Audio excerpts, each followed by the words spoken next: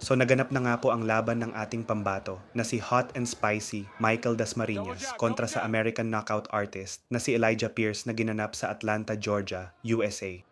Maganda ang naging simula ni Michael Dasmariñas dahil sa unang round ay nagawa nitong pabagsakin si Elijah Pierce at makascore ng knockdown.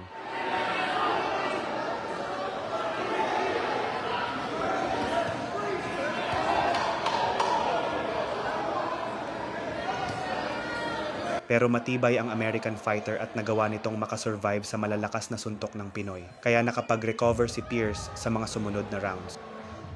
Pagdating ng round 9 ay nakabalik si Elijah Pierce at 2 beses na pinabagsak ang Pinoy fighter. Dahil dito ay nakuha ni Elijah Pierce ang panalo via knockout at naiuwi ang WBO International Featherweight title belt. Ito po si J. Lloyd Derla ng Ringstar PH. Saludo sa mga tunay na mandirigma ng ring.